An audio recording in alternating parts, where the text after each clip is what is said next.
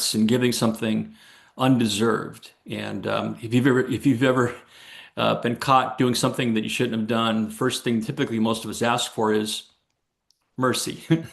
We don't want to be treated the way our sins deserve. And God is rich in mercy. I love the passage that God reminds us that not that he has a little bit of mercy. He's rich in mercy. He's abounding in mercy. And so we have our special friend and our special guest from Colorado, Dr. Melinda Joy Mingo, leading us this morning. And Melinda Joy, it's all yours. All right. Good morning, everyone. Good morning. So, I was really thinking, I'm getting ready to share here. So, we've been in Micah, and this morning, all this week, as I've been praying, I want to take us through Luke and the story of the Good Samaritan that ties into Micah. So, it's the very same thing. But what I was really thinking about this morning, too, is that we're on here. There's someone on here from Burundi, Africa. There's people from all over. We have different time zones. It's nighttime in some areas, it's day. But what it made me think about is that God is the same today, yesterday, and forevermore. And that He supersedes our natural timelines. He supersedes all of the things in our lives. And so this morning, as we look at mercy and we look at Micah and justice and all, that you know what it all comes down to, you all, is that the Lord is asking us, what is your response going to be in the midst of this here? And so I want to just share. Can you all see my screen here? I Mhm. think you can. Yeah. So as I began to share here, I created this image of mercy. Oops, sorry. Let me pull that back up here again, everyone. Um, the mercy shade. But anyway, I created an image, and it's for us on here this morning that when we look at mercy, we think mercy is just for certain people, if I could say that. And it's not just for certain people. So proximity is, how do we show mercy to our enemy?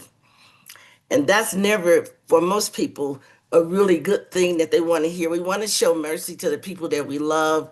We want to speak justice to the people that we care about. But how do we show mercy to our enemy? And I think Elizabeth put this on the page. What if our next assignment of mercy is to the person that we don't particularly care for? And I thought that was powerful, Liz. I just want to say thank you for putting that up there. And so, showing mercy. So I have this image here of mercy and shame. And what really happens is that a lot of times the person who has done you the worst or has been your enemy, what is it when the Lord says that's the person that I am going to ask you to be me, to be the merciful conduit to, not to the one that you wanted to be. So in the midst of this here, that's proximity. Proximity is not just who we want to be around, but who does Jesus want us to be around? And Mm. what does he want to do with us? It was interesting as I was preparing this week, I was at the grocery store, and there were people in front of me and all. And so this one guy was in front of me. I didn't recognize him. And he turned around and he said, Melinda Joy. And I was like, wow, it's so good to see you. He was the person who fired me 10 years ago from a position that I loved. I was escorted off the grounds, out of the building. I didn't know what I had done. People were watching in the organization. I was never given a reason why. I was just escorted out.